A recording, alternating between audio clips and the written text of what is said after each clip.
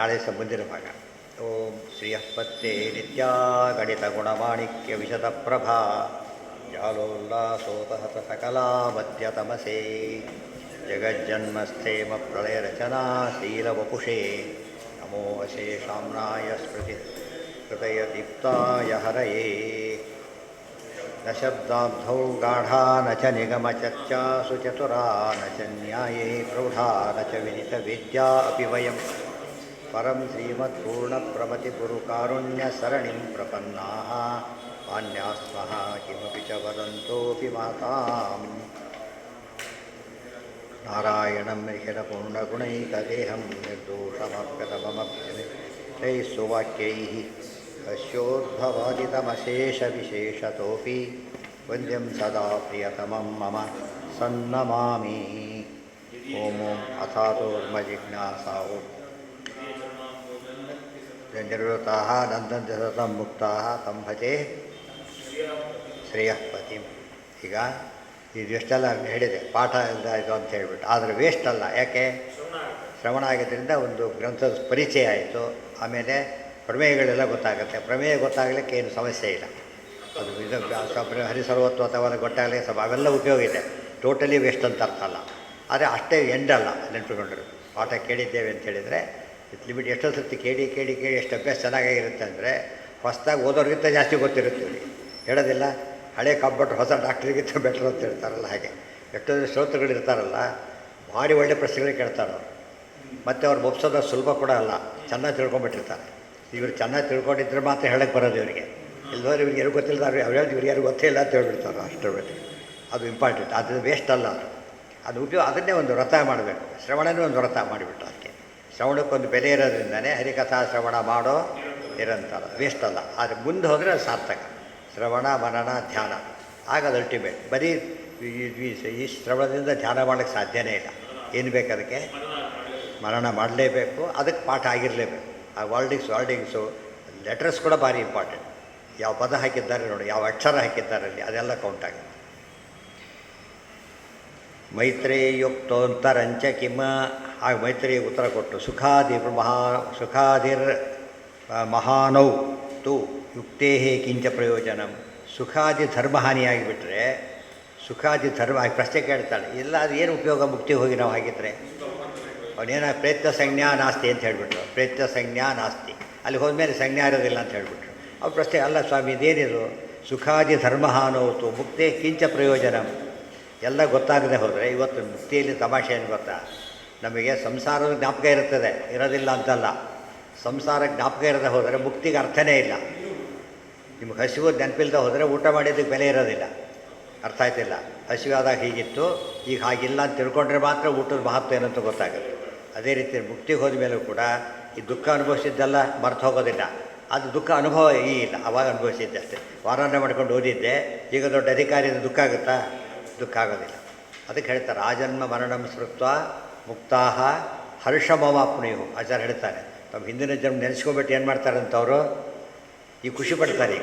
ಈಗ ಹಾಗಿಲ್ಲ ನಾವು ಅಂತೇಳಿ ಖುಷಿ ಪಡ್ತಾರೆ. ಡಿಫ್ರೆನ್ಸ್ ಗೊತ್ತಾಗಬೇಕು ಅವರಿಗೆ. ಅದಕ್ಕೆ ಅದು ಪ್ರಶ್ನೆ ಕೇಳ್ತಾಳೆ. ಈಗ ಮತ್ತು ಏನು ಉಪಯೋಗ ಮುಕ್ತಿಗೆ ಹೋಗಾಗಿದೆ? ಈ ಕೋಮಾದವಾಗಲೇ ಮುಕ್ತರಾದ ಕಂಡುಬಿಡ್ತಾರೆ. ಕೋಮಾಕ್ಕೆ ಹೋದ ಎಷ್ಟು ಜನ ಮುಕ್ತರಿದ್ದಾರೆ ನೋಡಿದ್ರಾ? ಗೊತ್ತಾಯ್ತಾ? ಕರ್ಕೊಂಡು ಮುಕ್ತರು ತೋರಿಸಿಬೇಕು ಅಷ್ಟೇ ಅಲ್ಲ. ಹಾಂ ಹಾಂ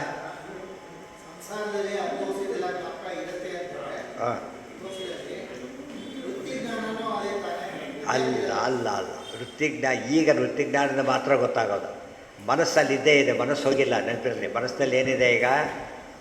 ಒಂದು ಸೂಕ್ಷ್ಮ ಮನಸ್ಸು ಬೇರೆ, ಸ್ಥೂಲ ಮನಸ್ಸು ಬೇರೆ. ಅಲ್ಲಿ ಹೋಗಿರೋದು ಯಾವುದೀಗ? ಇವತ್ತು ಟಿ ವಿ ಎಲ್ಲ ಕಂಪ್ಯೂಟರ್ ವರ್ಕ್ ಮಾಡಿಬಿಟ್ಟ, ಕ್ಲೋಸ್ ಮಾಡಿಬಿಟ್ಟ. ಬಟ್ ಏನು ಮಾಡಿದ್ದಾನೆ ಅವನೀಗ? ಸೇವ್ ಮಾಡಿಬಿಟ್ಟಿದ್ದಾನೆ ಅದನ್ನು. ಒಂದು ಕಡೆ ಇಮೇಲ್ ಮಾಡ್ಕೊಂಡ್ಬಿಟ್ಟಿದ್ದಾನೆ. ಇದು ಡಮ ಅಂದರೂ ಯೋಚನೆ ಇಲ್ಲ ಅವನಿಗೀಗ. ಎಲ್ಲಿದೆ ಅದೀಗ? ಇದೇ ಶಾರ್ಟ್ ಸರ್ ಏನೋ ಡಮ ಹೋಯ್ತು ಕಂಪ್ಯೂಟರು. ಬಟ್ ಇದು ಇಮೇಲ್ ಮಾಡ್ಕೊಂಡ್ಬಿಟ್ಟಿದ್ರೆ ಏನಾಯ್ತು ಅವನಿಗೀಗ? ಎಲ್ಲಿ ಬೇಕಾದ್ರೂ ಓಪನ್ ಮಾಡ್ಕೋ, ತಂದೆ ಓಪನ್ ಮಾಡ್ಕೊಂಡು ಎಸಿಟಿ ಇಲ್ಲೇ ಈಗ. ಆ ಥರ ಆಗುತ್ತೆ. ಬಟ್ ಇದರಲ್ಲಿ ಡಿಪೆಂಡೆನ್ಸ್ ಇಲ್ಲಿದೆ, ಅಲ್ಲಿ ಆ ಡಿಪೆಂಡೆನ್ಸ್ ಇಲ್ಲ. ವೃತ್ತಿಜ್ಞಾನ ಬಂದ ಮೇಲೆ ಏನಾಯಿತು? ವೃತ್ತಿಜ್ಞಾನ ಈಗ ಅದು ಸ್ವರೂಪ ಜ್ಞಾನಕ್ಕೆ ಸೇರ್ಕೊಂಡ್ಬಿಡ್ತದೆ. ಸೇರ್ಕೊಂಡ ತಕ್ಷಣ ಏನಾಯಿತು? ಈಗ ನೋಡಿ, ಸ್ಪೆಕ್ಟ್ಸಿಂದ ನೋಡ್ತೀರಪ್ಪ. ಈಗ ನೋಡ್ತೀವಿ, ಈಗ ಜ್ಞಾನ ಬಂತೀಗ. ಸ್ಪೆಕ್ಟ್ಸ್ ತೆಗೆದುಬಿಟ್ವಿ, ಜ್ಞಾನ ಹೋಯ್ತಾ? ಇದೆ ಈಗ, ಬಟ್ ಡಿಪೆಂಡೆನ್ಸ್ ಇಲ್ಲ ಈಗ. ಅರ್ಥ ಆಯ್ತಾ? ಈಗ ಒಬ್ಬ ಪುಸ್ತಕ ಓದ್ತಾ, ಈಗ ಇದನ್ನೇ ಓದ್ತೀನಿ, ಸುಖಾದಿ ಧರ್ಮಹಾನೋತು ಮುಕ್ತಿ ಕಿಂಚ ಪ್ರಯೋಜನ ತೆಗೆದ್ರೆ ಓದಕ್ಕೆ ಬರ್ತಾ ಇಲ್ಲ, ಬಟ್ ಓದಕ್ಕೆ ಜ್ಞಾಪಕ ಇದೆ ಈಗ. ಗೊತ್ತಾಯ್ತಾ? ಅದು ವೃತ್ತಿಜ್ಞಾನ ಇಲ್ಲಿ ಏನಾಯ್ತದೆ ಈಗ ವೃತ್ತಿ ಕಣ್ಣು ಬೇಕಿಲ್ಲ ನೋಡ್ಲಿಕ್ಕೆ. ಈಗ ಬಂದ ಮೇಲೆ ಬಾಯಿ ಬಂದ ಬೇಕಾ ನಿಮಗೆ ನೋಡಲಿಕ್ಕೆ? ಬೇಕಿಲ್ಲ. ಬಂದಿದ್ದು ವೃತ್ತಿಜ್ಞಾನದಿಂದ. ಆಮೇಲೆ ಏನಾಯ್ತದೆ ಈಗ? ಸ್ವರೂಪ ಜ್ಞಾನಕ್ಕೆ ಆಡಾಗಬೇಕು. ಆದ್ದರಿಂದ ಪ್ರಾಬ್ಲಮ್ ಬರೋದಿಲ್ಲ. ಅದನ್ನು ಕ್ಲಿಯರ್ ಮಾಡಬೇಕಾಗಿದೆ ಅವರು. ಅದಕ್ಕೆ ಪ್ರಶ್ನೆ ಹೇಳ್ತಾರೆ ಹಾಗೆ ಹೇಳಲಿಲ್ಲ ಅಂತ ಅವ್ರು ಹೇಳಿದ್ರು. ಎಲ್ಲ ಹೋಗುತ್ತೆ ಅಂತ ಹೇಳಲಿಲ್ಲ. ಈ ಹೊರಗಿನ ವೃತ್ತಿ ಜ್ಞಾನ ಹೋಗುತ್ತೆ ಹೊರತು ಅದು ಬಂದ ಜ್ಞಾನ ಹೋಗೋದಿಲ್ಲ. ನೀವು ಓದಿದ ಪುಸ್ತಕ ಸರ್ಟಿಫಿಕೇಟ್ ಕಳೆದೋದ ತಕ್ಷಣ ನಿಮಗೆ ಕ್ವಾಲಿಫಿಕೇಷನ್ ಹೋಗ್ಬಿಡುತ್ತಾ? ಡೂಪ್ಲಿಕೇಟ್ ತಂದರೆ ಮುಗಿದೋಗುತ್ತೆ ಅಷ್ಟೇ, ಕ್ವಾಲಿಫಿಕೇಷನ್ ಹೋಗೋದಿಲ್ಲ ಅದರಿಂದ. ಬಟ್ ಅಷ್ಟು ತೊಗೋಬೇಕಾದ್ರೆ ಅಷ್ಟು ಕಷ್ಟಪಟ್ಟಿದ್ದ, ಅದೆಲ್ಲ ನಿಜ. ಈಗ ಅದು ಯಾವುದೂ ಬೇಕಿಲ್ಲ. ಯದ್ಯರ್ಥೋ ದುಃಖಹಾನಿ ಸ್ಯಾತ್ ಅನರ್ಥ ಸುಖನಾಶನ. ದುಃಖಹಾನಿ ಒಂದು ಬರೀ ದುಃಖಹಾನಿನ ಉದ್ದೇಶವಾಗಿದ್ದರೆ ಮುಕ್ತಿಯಲ್ಲಿ ಏನು ಬರಬೇಕಾಗಿದೆಯಲ್ಲ, ಸುಖ ಇರಬೇಕಾಗಿದ್ದಿಲ್ಲ. ನಮಗೆ ಎರಡು ಭಾಗ ಇದೆ, ದುಃಖ ಹೋಗಬೇಕು, ಸುಖ ಬರಬೇಕು ಅಂತಿದೆ. ಎರಡು ಈಡೇರಿದ್ರೆ ಮಾತ್ರ ಮುಕ್ತಿ ಆಗುತ್ತೆ ಹೊರತು ಒಂದಾದರೂ ಆಗೋದಿಲ್ಲ. ಆದ್ದರಿಂದ ನಮ್ಗೆ ಎರಡೂ ಇದೆ, ಯೋಚನೆ ಮಾಡಬೇಡ ಅಂತ ಅಶೂರ್ ಮಾಡ್ತಾರೆ. ಸುಖನಾಶ ರೂಪೋ ಅನರ್ಥೋಪಿ ಅಸ್ತಿ ಯತಃ. ಅದು ಬರೀ ದುಃಖ ಹಾನಿ ಆಗೋದಾಗಿ ನಮಗೆ ಸುಖ ಸಿಗದೆ ಹೋದರೆ ಏನಂತೀವಿ ಆದ ತಕ್ಷಣವೇ ಆ ಮುಕ್ತಿ ಬೇಕಾಗಿಲ್ಲ ಅಂತ ಹೇಳ್ತೇವೆ. ಎಷ್ಟೇ ಕಷ್ಟಪಟ್ಟರೂ ಪರವಾಗಿಲ್ಲ, ಸುಖ ಇತ್ತು ಪಾಪ ಅಲ್ಲಿ, ಇಲ್ಲಿ ಸುಖನೇ ಇಲ್ಲ ಅಂತಾರೆ. ಏನು ಉಪಯೋಗ ಅದರಿಂದ? ಏನು ಪ್ರಯೋಜನ ಇಲ್ಲ. ಸುಖನಾಶ ರೂಪೋ ಅನರ್ಥೋಪಿ ಅಸ್ತಿ ಇತಿ ಯತಃ ತಯೋಶ್ಚ ದುಃಖಹಾನಾಧಿ ಸುಖನಾಶೋ ಅಧಿಕೋ ಭವೆ. ಅದಕ್ಕೆ ದುಃಖಹಾನಿ ಒಂದು ಪಾರ್ಟ್ ಎ, ಸುಖ ಪ್ರಾಪ್ತಿ ಪಾರ್ಟ್ ಬಿ. ಅದಕ್ಕೆ ದೇವರಲ್ಲಿ ನಿರ್ದೋಷ ಅಂತ ಯಾತಕ್ಕೆ ಹೇಳಿದ್ವಿ? ದುಃಖ ಇಲ್ಲ. ಅವನು ಗುಣಪೂರ್ಣ ಅಂತ ಯಾತಕ್ಕೆ ಹೇಳಿದ್ವಿ? ಸುಖ ಇದೆ ಅಂತ. ಎರಡು ಹೇಳಬೇಕಾಗಿದ್ದಿಲ್ಲ ಇಲ್ಲದ ಹೋದರೆ, ಬರೀ ಗುಣಪೂರ್ಣತ್ವ ಸಾಕಾಗ್ತಿತ್ತು. ಗುಣಪೂರ್ಣತ್ವಕ್ಕೆ ನ್ಯೂನತೆ ಬಂದ ತಕ್ಷಣ ದುಃಖ ಶುರುವಾಗ್ತದೆ. ಅದು ಪೂರ್ಣತ್ವ ಬಂದ ತಕ್ಷಣ ವಿವರಣೆಯಾಗಿ ಅಶೇಷ ದೋಷ ದೂರ ಅಂತ ಹೇಳ್ತೇವೆ. ತಸ್ಯ ಪ್ರಾಪ್ಯಾಪಿ ದುಃಖಂ ಸುಮಹತ್. ನೋಡಿ ಎಷ್ಟು ಚೆನ್ನಾಗಿದೆ ವಾಕ್ಯ ಇದು. ಪ್ರಾಪ್ಯಾಪಿ ದುಃಖಂ ಸುಮಹತ್ ಸುಖಲೇಶಾಪ್ತಯೇ ಜನಃ ಯತತೆ ಸುಖಹಾನೋ ಹಿ ಓ ಮೋಕ್ಷಾಯ ಯತೇತ್ ಪುಮಾನ್. ಒಂದೊಂದು ಕೂಡ ಫೈನಲ್ ಜಡ್ಜ್ಮೆಂಟ್ಗಳು. ಪ್ರಾಪ್ಯಾಪಿ ದುಃಖಂ ಸುಮಹತ್ ಸುಖಲೇಶಾಪ್ತಯೇ ಜನಃ. ಭಾರಿ ಕಷ್ಟಪಟ್ಟರೂ ಕೂಡ ಸ್ವಲ್ಪ ಸುಖ ಹೊಂದೋದಕ್ಕೋಸ್ಕರ ಜನ ಏನು ಮಾಡ್ತಾರೆ? ಪ್ರಯತ್ನ ಪಡ್ತಾರೆ. ಯತತೆ ಪ್ರಯತ್ನ ಪಡ್ತಾರೆ. ಸುಖಹಾನೋ ಹಿ ಕೋ ಮೋಕ್ಷಾಯ ಯತೇತ್ ಪುಮಾನ್. ಹೋಗ್ತಕ್ಕಂಥ ಮೋಕ್ಷದಲ್ಲಿ ಸುಖ ಇಲ್ಲ ಅಂದುಬಿಟ್ರೆ ಯಾರು ಮೋಕ್ಷ ಪ್ರಯತ್ನ ಪಡ್ತಾರೆ? ಯಾರು ಪಡ್ತಾನೇ ಇರಲಿಲ್ಲ. ಈ ರೀತಿ ವಾದ ಮಾಡಿ ಅವ್ರು ಮಾಡಿದ್ದೇನು ಕೆಲಸ ಅಂದರೆ ಮುಕ್ತಿಗೆ ಹೋಗೋ ಯೋಚನೆ ಬಿಡಿಸಿಬಿಟ್ರು ಜನಗಳಿಂದ. ಹೋಗಬೇಕಾಗಿಲ್ಲ ಅಂದ್ಕೊಂಡ್ಬಿಟ್ರು. ಮುಕ್ತಿ ಇಲ್ಲ ಅಂದಮೇಲೆ ಇಲ್ಲ ವಿದ್ಯೆವಲ್ಲ, ಇಲ್ಲೇ ಎಂಜಾಯ್ ಮಾಡಿದರೆ ಆಯಿತು ಅಂತೇಳಿ ಏನು ಮಾಡಿದರು? ಮಾಡಬಾರ್ದು ಮಾಡೋಕ್ಕೆ ಶುರು ಮಾಡಿಬಿಟ್ರು. ಗೊತ್ತಾಯ್ತಾ? ಇದು ಡೇಂಜರ್ ಆಗಿದೆ. ಅದಕ್ಕೆ ದುರ್ಮತಗಳಿಂದ ಅದು ದೊಡ್ಡ ಅನಾಹುತ. ಅಂದರೆ ನಾಳೆ ಪರೀಕ್ಷೆ ಇಲ್ಲ ಅಂದುಬಿಟ್ಟ. ಪಾಪ ಕಷ್ಟಪಟ್ಟು ಓದ್ತಾ ಇದ್ದೇವನು, ಪರೀಕ್ಷೆ ಇಲ್ಲ, ಪರೀಕ್ಷೆ ಇದೆ ಬರ್ದಿವ್ಸ ಅವನಿಗೆ ಏನು ಮಾಡಬೇಕು? ಅವನೀಗ ಹೋಯ್ತು ಒಂದು ವರ್ಷ. ಅವ್ನ ಮಾತು ಕೇಳಿದ್ದಕ್ಕೆ ಒಂದು ವರ್ಷ ಕಳ್ಕೊಂಡವು. ಅರ್ಥ ಆಯ್ತಾ? ಆದರೆ ಆ ಕೆಲಸ ಮಾಡಿದರು. ದುರ್ಮತಾಚಾರ ಮಾಡಿದ ಏನು ಕೆಲಸ ಅಂದರೆ ಉದ್ಧಾರ ಆಗೋದನ್ನು ತಪ್ಪಿಸಿದ್ರು ಅವರು. ಜನಕ್ಕೆ ಅರ್ಥ ಆಗಲಿಲ್ಲ. ಏನು ಮಹಾನ್ ಅವನು ಬೈತೀರಿ ನೀವು, ಪಾಪ ಏನು ಮಾಡಲಿಲ್ಲ ಅಂತ. ಏನು ಮಾಡಿದ್ದೀಗ ಅವನು? ಇದು ಅಲ್ಲೇ ಬರೀ ಥಿಯರಿ ಆಗಿದ್ದರೆ ಸಮಸ್ಯೆ ಬರ್ತಿರಲಿಲ್ಲ. ಪ್ರಾಕ್ಟಿಕಲ್ ಆಯಿತು. ನಾಳೆ ಪರೀಕ್ಷೆ ಇದೆಯಲ್ಲ, ನಮಗೆ ನಾವು ಕ್ಯಾಂಡಿಡೇಟ್ಸೇ ಅಲ್ಲ, ಇದ್ದರೂ ಅಷ್ಟೇ ಹೋದರೂ ಅಷ್ಟೇ. ಬಟ್ ಕ್ಯಾಂಡಿಡೇಟಿಗೆ ಪ್ರಾಬ್ಲಮ್ ಆಗಲ್ಲ. ಅದರಿಂದ ಅವರಿಗೆ ನಷ್ಟ ಆಯಿತು. ಜಿಜ್ಞಾಸುಗಳು ಅಂದರೆ ಅವರು ಯಾರು ಸತ್ಯ ತಿಳ್ಕೊಂಡು ಹೊಟ್ಟಿದ್ದಾರೆ ಅವ್ರಿಗೆ ದೊಡ್ಡ ಲಾಸ್ ಆಯಿತು. ಗೊತ್ತಾಯ್ತು. ಉಳಿದವ್ರು ಏನು ಮಾತಾಡೋರು ಏನು ಮಾಡ್ತಾರೆ? ಅವ್ನು ಹೇಳಿದ ನಂಬಿದ, ಅವ್ರು ಬಿಡಿ ನಮ್ಗೆ ತಗೊಂಡು ನಾವು ಬೇರೆ ಕೆಲಸ ಮಾಡೋದು ಹೊರಟ್ಬಿಡ್ತಾರೆ. ಅವ್ರಿಗೆ ಕಮೆಂಟ್ಮೆಂಟ್ ಬಂದಿಲ್ಲ. ಬಟ್ ಇವಾಗ ಮೋಕ್ಷಕ್ಕೆ ಮಾತ್ರ ಎಲ್ಲರೂ ಸಂಬಂಧಪಟ್ಟವರಾದ್ದರಿಂದ ಯಾರಿಗೂ ಏನಾಗಬಾರ್ದು? ಲಾಸ್ ಆಗಲೇಬಾರ್ದು. ಅದನ್ನು ನೋಡ್ಕೋಬೇಕು. ಊಟಕ್ಕೆ ಬಂದವನು ಕಳಿಸ್ಬಾರ್ದು ಹಾಗೆ ಅಂತಾರ ಹಾಗೆ. ಜ್ಞಾನ ಅಂಬೋದು ಕಂಪಲ್ಸರಿ ಎಲ್ರಿಗೂ ಕೂಡ. ಅವರು ವಿತಿನ್ ದ ಲಿಮಿಟೇಷನ್ಸ್ ಹೊಂದಲೇಬೇಕು. ಯತತೆ ಸುಖಹಾನೋ ಕಿ ಕೋ ಮೋಕ್ಷಾಯ ಯತೇತ್ ಪುಮಾನ್ ಅಲ್ಪಾಚ್ಚ ಸುಖನಾಶಾಧಿ ವಿವೇದಿ ಅಜಿತರಾಂ ಜನಃ ಮಹಚ್ಚ ದುಃಖಮಾಪ್ನೋತಿ ಸುಖನಾಶ ನಿವೃತ್ತಯೇ. ಇವತ್ತೆಲ್ಲ ಎಷ್ಟು ದುಡ್ಡು, 10-20 ಲಕ್ಷ ಖರ್ಚು ಮಾಡಿಬಿಟ್ಟು ಟ್ರೀಟ್ಮೆಂಟ್ ಕೊಡಿಸೋದಿಲ್ಲ. ಯಾತಕ್ಕೆ? ಅಷ್ಟು ದುಡ್ಡು ಹೋಯಿತು. ಬಂದ ನಾಲ್ಕು ಸತ್ತೇ ಹೋದ. ಬನ್ನಿ ಕಷ್ಟಪಟ್ಟರು ಕೂಡ ಏನಾಯ್ತು ಅವನು? ಏನಂತಾರೆ ಎಷ್ಟೋ ಜನ ನೋಡಿದ್ದೀನಿ ನಾನು. ಯಾವುದೋ ಒಂದು ಕೂಸುಟ್ಟಿತ್ತು, ಸಿಕ್ಕಾಬಟ್ಟೆ ರೋಗಗಳು ಇದ್ದಿತ್ತು. ಮಕ್ಕಳಿಲ್ಲದ ಕಾಲ ಕೊಟ್ಟಿದ್ದು ಪಾಪ. ಅದು ಕಳ್ಕೊಳ್ಳೋಕೆ ಇಷ್ಟ ಇಲ್ಲ. ಡಾಕ್ಟ್ರ್ ಹೇಳಿದ್ದಾರೆ ಬದುಕೋದಿಲ್ಲ, ಬದುಕಿದ್ರು ಏನೂ ಉಪಯೋಗ ಇಲ್ಲ ಅಂತ ಹೇಳಿದ್ದಾರೆ. ಅವನು ಏನೇನು ಉಪಯೋಗ ಪರವಾಗಿಲ್ಲ ಇರಲಿ, ಮಕ್ಕಳಿಲ್ಲ ಅಂತ ಅನ್ಸ್ಕೊಂಡಾಗ ಆಗೋದು. ಟ್ರೈ ಮಾಡಿದರು ಒಂದು 3 ವಾರ 4 ವಾರ, ಅವಾಗ ಸತ್ಯ ಹೋಗಿಬಿಡುತ್ತೆ. ಅಷ್ಟಕ್ಕೆ ಎಷ್ಟೋ ಲಕ್ಷ ಖರ್ಚಾಯ್ತು ಅವ್ರಿಗೆ. ಅಷ್ಟಾದರೂ ಕೂಡ ಏನಿತ್ತು ಅವ್ರಿಗೆ? ಅಷ್ಟು ದಿವಸ ಮಗು ಇತ್ತಲ್ಲ, ಟ್ರೈ ಮಾಡಿ, ಅದೇ ಒಂದು ಸಮಾಧಾನ.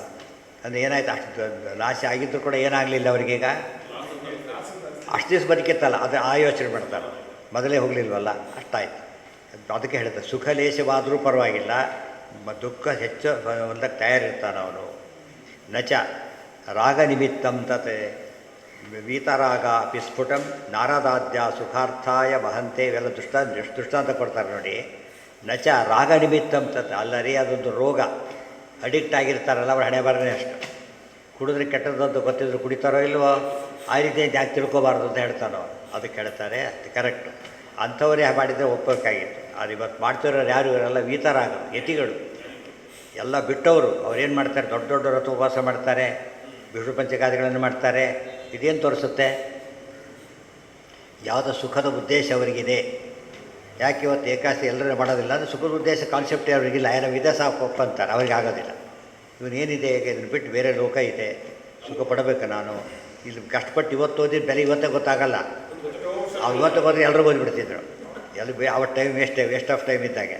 ಬೇರೆ ಎಲ್ಲೂ ಹೋಗಾಗಿಲ್ಲ, ಮಾಡೋಗಿಲ್ಲ, ಸಿನಿಮಾ ಮಿಸ್ ಆಗುತ್ತೆ, ಅದು ಮಿಸ್ ಆಗುತ್ತೆ, ಆಟ ಮಿಸ್ ಆಗುತ್ತೆ, ನಿರ್ವಾಹ ಇಲ್ಲ, ಇವತ್ತೇನು ಉಪಯೋಗನೇ ಇಲ್ಲ. ಆಮೇಲೆ ನೋಡ್ತಾನೆ ಅಲ್ಲಿ ಹೋಗಿ ಇಲ್ಲೇ ಕೂತಿರ್ತಾನೆ. ತಕ್ಷಣ ಕಾಣೋದಾಗಿದ್ದರು ಎಲ್ಲರೂ ಒಡೆಯವರಾಗಿಬಿಡ್ತಾಯಿದ್ರು. ವೀತರಾಗ ಅಪಿ ಸ್ಫುಟಂ ನಾರದಾದ್ಯ ಸುಖಾರ್ಥಾಯ ಸಹಂತೆ ದುಃಖ ಮಂಜಸ. ಇದು ನೋಡಬೇಕು, ಇದು ಎಷ್ಟು ಎಕ್ಸಾಂಪಲ್ ಇದೆ. ಎಲ್ಲ ಯುದ್ಧ ನಡೀತಾ ಇದೆ, ಕೌರವ ಪಾಂಡವರ ಯುದ್ಧ, ಬೇಕಾಷ್ಟು ಯುದ್ಧ ನಡೆದಿವೆ. ಅವ್ರು ಏನು ಮಾಡ್ತಿದ್ದಾರಂತೆ, ನಾರದಾಗಿ ನೋಡ್ತಾ ಇದ್ದಾರೆ ಆಕಾಶದಲ್ಲಿ. ಅವಾಗ ಏನಾಗುತ್ತೆ ಆಚಾರ್ಯ ಹೇಳ್ತಾರೆ, ಯಾವಾಗ ಅಸ್ತ್ರಗಳು ಬಿಡ್ತಾಯಿದ್ರು ಅಸ್ತ್ರಗಳು ಇದು ತಾಪ ಆಗ್ತಿತ್ತು ಅವರಿಗೆ, ಅದರಿಂದ ಅರ್ಥ ಆಯ್ತಾ. ಸ್ಟಿಲ್ ಏನು ಮಾಡ್ತಿದ್ರು ಅವರು, ನೋಡ್ತಿದ್ರು. ಯಾತಕ್ಕೆ, ನೋಡೋದ್ರಲ್ಲಿ ಸುಖ ಇದೆ, ಸುಖ ಅದು. ಇಲ್ಲಿ ನೋಡಿ ವಾಕ್ಯಗಳು ಹಾಗೇ ಇದೆ, ಓದಿ. ಯುದ್ಧಾದಿ ದರ್ಶನಂ ತಸ್ಮಾತ್ ಸುದುಃಖೇನಾಪಿ ಕುರ್ವತೆ. ಯಾರೋ ಜಗಳಾಡ್ತಾರೆ ಅಂತ ತಿಳ್ಕೊಳ್ಳಿ, ನಾವೇನು ಮಾಡಿ ಅಲ್ಲಿಂದ ಅಲ್ಲಿರೋದಿಲ್ಲ, ಅವು ಬೇರೆ ಕಡೆಯಿಂದ ನೋಡ್ತಾರೋ, ಸೇಫ್ ಜಾಗ ಉಳ್ಕೊಂಡು ನೋಡ್ತಾರೆ. ಅಲ್ಲೇ ಇದ್ರೆ ಏನಾಗುತ್ತೆ, ಅವ್ರಿಗೆ ಇಟ್ಬಿಡುತ್ತೆ, ದೂರಿಂದ ನೋಡ್ತಾರೆ. ನೋಡೋದು ಬಿಡ್ಲಿಕ್ಕೆ ಇಷ್ಟ ಇಲ್ಲ, ಅದು ರಿಸ್ಕ್ ತೊಗೊಳಕ್ಕೂ ಇಷ್ಟ ಇಲ್ಲ. ಅವ್ನು ನೋಡೇ ನೋಡ್ತಾನೆ, ಬಿಡೋದಿಲ್ಲ. ಯಾಕೆ, ದುಃಖ ಆದರೂ ಪರವಾಗಿಲ್ಲ. ಇನ್ನೂ ಕೆಲವರು ಭಾಳ ಸೀರಿಯಸ್ ಇಂಟ್ರೆಸ್ಟಿಂಗ್ ಇದ್ದಾಗ ಸ್ವಲ್ಪ ಬಿದ್ದರೂ ಪರವಾಗಿಲ್ಲ, ನೋಡೇ ಬಿಡ್ತೀವಿ ಒಂದು ಸರ್ತಿ ಹೋಗ್ತಾರೆ, ಅಷ್ಟು ಇಂಟ್ರೆಸ್ಟ್ ಬಂದಿರುತ್ತೆ ಅವರಿಗೆ. ಯುದ್ಧಾದಿ ದರ್ಶನಂ ತಸ್ಮಾತ್ ಸುದುಃಖೇನಾಪಿ ಕುರ್ವತೆ. ಎಷ್ಟೇ ದುಃಖ ಇದ್ದರೂ ಕೂಡ ನೋಡೋದು ಬಿಡೋದಿಲ್ಲ ಅವರು. ಅದು ದೃಷ್ಟಾಂತ ಕೊಡ್ತಾರೆ. ಹೇಗೆ ಅಂದರೆ, ಯದಾ ಇಂದ್ರ ವಿರೋಚನಯೋ ಬ್ರಹ್ಮಾಸ್ತ್ರಾಭ್ಯಾಂ ಸುತಾಪಿತಾಹ.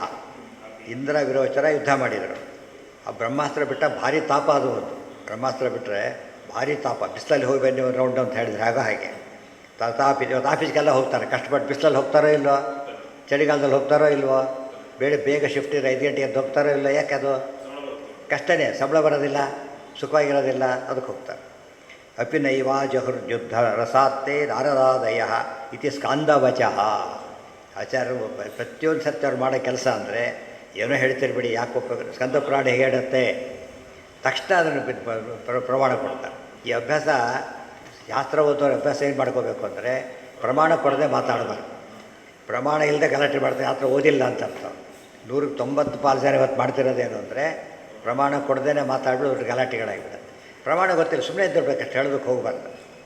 ಪ್ರಮಾಣ ಇದ್ದರೆ ಸುಮ್ಮನೆ ಕೊಡಬಾರ್ದು, ಇಲ್ಲದೆ ಹೋದರೆ ಹೇಳೋದಕ್ಕೆ ಹೋಗಬಾರ್ದು. ಯಾಕೆ, ಪ್ರಮಾಣ ಗೊತ್ತಿಲ್ಲ, ಅವ್ನು ನೋಡಿದ ಎಲ್ಲ ಗೊತ್ತಿದೆ, ತೋರ್ಸೋಕ್ಕೇನು ಇಲ್ಲ ಇವನತ್ತು, ಅವು ಅಪರಾಧಿ ಅಂತ ಹೇಳೋಕ್ಕೆ ಹೋಗಬಾರ್ದು. ಯಾಕಂದ್ರೆ ನನಗೆ ಪ್ರೂಫ್ ಇಲ್ಲ ಅನ್ನಿಸ್ತಿರ್ಲೆ. ಸತ್ಯವಾಗಿದ್ದರೂ ಕೂಡ ಪ್ರೂಫ್ ಇಲ್ಲದೆ ಹೋದರೆ ಹೇಳಿ ಉಪಯೋಗ ಬರೋದಿಲ್ಲ. ಆಚಾರ್ಯದಿಂದ ಕಲಿಬೇಕು, ಏನು ಮಾತಾಡಿದ್ರು ಪ್ರಮಾಣ ಕೊಡೋದು. ಕೆಲವು ವಿಷಯ ಪ್ರಮಾಣ ಕೊಡಬೇಕಾಗಿಲ್ಲ ಅವರು. ಯಾತಕ್ಕೆ, ಕೆಲವು ಆಬ್ವಿಯಸ್ ಪ್ರಮಾಣ ಕೊಡಬೇಕು, ಅದಕ್ಕೆ ಪ್ರಮಾಣ ಕೊಡ್ತಾರೆ. ಮತ್ತೆ ಸತ್ಯ ಹೇಳಿದರೆ ಒಳ್ಳೆಯದಾಗತ್ತೆ, ಯಾರಿಗೆ ಬೇಕಾದ್ರೆ ಅರ್ಥ ಆಗುತ್ತೆ, ದೃಷ್ಟಾಂತ ಕೊಡ್ತಾರೆ, ಇಂಥವ್ರು ನೋಡಿ ಹೀಗಾಗಿದ್ದಾರೆ ಅಂತೇಳಿ. ಇದರ ಉದ್ದೇಶ ಏನಂದರೆ, ಅವರಿಗೆ ಫಿಶರಿಗೆ ಏನು ಬರಬಾರ್ದು, ಸಂಶಯ ಬರಲೇಬಾರ್ದು, ಉದ್ಧಾರ ಆಗಲೇಬೇಕು. ಗೊತ್ತಾಯ್ತಾ. ಅವ್ರ ಕಡೆ ಅರ್ಥ ಮಾಡಿಕೊಂಡ್ರೆ ಏನಾಗುತ್ತಾಗ, ಅವ್ರ ಕಡೆ ಯಾರೋ ಒಂದು ಬೇರೆ ಕೊಟ್ಟು ನೋಡಿ ಅವ್ರಿಗೆ ತಲುಪಿಸಿಬಿಡಿ ಅಂತ ಕೊಟ್ಟಿರ್ತಾರೆ. ಇವರಿಗೆ ಭಾರಿ ಕಷ್ಟ ಅದು ನಿಜವಾಗಿಲ್ಲ. ಆದರೆ ಅವ್ರ ಕಡೆ ಏನಾಗಿದೆ ಪಾಪ, ತಲುಪಲೇಬೇಕು. ಅದು ಕಷ್ಟಪಟ್ಟಾದರೂ ಹೋಗ್ತಾರೆ. ಇವತ್ತು ಅಭ್ಯಾಸ ಹೋಗಿಬಿಟ್ಟಿದೆ. ಹಿಂದೆಲ್ಲ ಬೇರೆಯವ್ರಿಗೆ ಹೋಗ್ತೀರಿ ಅಂತಷ್ಟು ಬರೋದು, ಲೆಟ್ರ್ ಕೊಡೋದು ಅವ್ರಿಗೆ ಕೊಡಿ ಅಂಥೇಳಿ. ನಿಮಗೆ ಗೊತ್ತಾಗಲ್ಲ, ಹಿಂದವ್ರಿಗೆ ಗೊತ್ತಾಗುತ್ತೆ. ಅವ್ರು ಇದ್ದಿಲ್ಲ, ಕಮ್ಯುನಿಕೇಷನ್ ಮೆಥಡ್ ಇದ್ದಿಲ್ಲ. ಲೆಟ್ರ್ ಕೊಡಿ, ಅವ್ರು ಎಲ್ಲೋ ಇರ್ತಾರೆ, ಮತ್ತೆ ಹುಡ್ಕೊಂಡೋಗಿ ಕೊಡಬೇಕು. ಬೆಂಗಳೂರಂತ ಹುಡ್ಕೊಂಡು ಬೆಂಗಳೂರಿಗೆ ಬರೋ ಖರ್ಚು ಇಲ್ಲ, ಅಲ್ಲಿ ಹೋದ್ರೆ ಅಷ್ಟಕ್ಕೆ ಖರ್ಚಾಗ್ತದೆ ಪಾಪ. ಅವ್ರು ಇಬ್ಬರು ಏನು ಮಾಡ್ತಾರೆ, ಹೋಗ್ತಾರೆ. ಯಾಕಂದ್ರೆ ಪಾಪ ಅಷ್ಟು ಕಳಕಳಿಯಿಂದ ಹೇಳಿದ್ದಾರೆ. ಇವತ್ತು ಆಚಾರ ನೆನೆಸ್ಕೋಬೇಕು. ಇಷ್ಟು ಕಳಕಳಿಯಿಂದ ಅವ್ರು ಹೇಳಿದ ಮೇಲೆ ನಾವು ನಮ್ಮ ಮಕ್ಕಳಿಗಾರು ಹೇಳಬೇಕಲ್ಲ, ಕೊನೆ ಪಕ್ಷ ಯಾರಿಗೆ ಹೇಳೋದಿಲ್ಲ, ದೊಡ್ಡ ತಪ್ಪು. ಯಾತಕ್ಕೆ ಹೇಳಿದ್ದು, ತಸ್ಮಾತ್ ಸುಖಾಭಾವಾಯ ಕೋಯತೆ ಇದು ಯಾತಕ್ಕೆ ಇಂಪಾರ್ಟೆಂಟ್ ಅಂದರೆ ಮೋಕ್ಷದಲ್ಲಿ ಸುಖ ಇಲ್ಲ ಅಂತ ಯಾವ ಮತವ್ರು ಹೇಳ್ತಾರೋ ಅವ್ರ ಮತಕ್ಕೆ ಅರ್ಥನೇ ಇಲ್ಲ. ಇಷ್ಟೆಲ್ಲ ಮಾಡಿ ಯಾಕೆ ಹೋಗ್ಬೇಕಲ್ಲಿಗೆ ಆಗಿದ್ದರೆ ನಿಮ್ಗೆ ಏನು ಹೇಳ್ತೀರೋ ಅದಕ್ಕಿಂತ ಜಾಸ್ತಿ ನಾವು ಇಲ್ಲೇ ಇರೋದಾದರೆ ಅಲ್ಲಿಗೆ ಯಾಕೆ ಹೋಗ್ಬೇಕು ಅಂತ ಕೇಳ್ತಾನೆ ಇಲ್ಲ. ಆ ಟ್ರೆಂಡ್ ಕ್ರಿಯೇಟ್ ಆಯ್ತು ಆಗಿನಿಂದ. ಆಗ ಎಲ್ಲ ಬದಲಾಗಿಬಿಟ್ರಿ. ಈಗ ನೀವು ಮೋಕ್ಷಕ್ಕೆ ಹೋದ್ರೆ ಹೋಗ್ರಿ, ಆ ಮೋಕ್ಷಕ್ಕೆ ಹೋಗ್ತಾರೆ ಹಾಳಾದ ಮೋಕ್ಷ ಹೋಗ್ರಿ, ನಾವು ಆರಾಮಾಗಿ ಇಲ್ಲೇ ಇದ್ದೀವಿ ಅಂತ ಬಿಡ್ಲಿಕ್ಕೆ ಶುರು ಮಾಡಿಬಿಟ್ರು. ಇವತ್ತು ನಾವು ಫಲಾಧ್ಯಾಯ ಸಾಮಾನ್ಯ ಯಾಕೆ ಹೇಳ್ತಾರೆ? ಸಾಮಾನ್ಯವಾಗಿ ಫಲಶ್ರುತಿ ಯಾಕೆ ಹೇಳ್ತಾರೆ ಅಂದರೆ ಆಸಕ್ತಿ ಬರಲಿ ಅಂತ ಹೇಳಿ, ಆಸಕ್ತಿ ಬರಲಿ ಅಂತ ಹೇಳ್ತಾರೆ. ಅವ್ರಿಗೆ ಕೇಳೋದಿಲ್ಲ ಅಂದ್ರಿಂದ ಕೇಳಿದಿರ್ತಾರೆ ವ್ಯವಸ್ಥೆ ಆಗುತ್ತೋ ಇರೋದೇ ಇಲ್ಲ. ವಿಮತೋ ದುಃಖ ಯುಗ್ಸ್ವಾತ್ ಚೇತನಃ ಸನ್ ಸುಖೋಚ್ಛಿತ ಪ್ರತಿಪನ್ನೋ ಯಥೇತ್ತೇವ ಚಾನುಮಾ ಕೇನ ವಾರ್ಯತೆ. ಅಲ್ಲಿಗೆ ಅದು ಇನ್ನೂ ಸಬ್ಸ್ಟ್ಯಾನ್ಷಿಯೇಟ್ ಮಾಡ್ತಾರೆ ನಾಳೆ. ಸುಖ ಇಲ್ಲ ಅಂತ ಹೇಳಿದರೆ ಮೋಕ್ಷಕ್ಕೆ ಅರ್ಥನೇ ಇಲ್ಲ, ಅದು ಮೇನ್ ಪಾಯಿಂಟ್.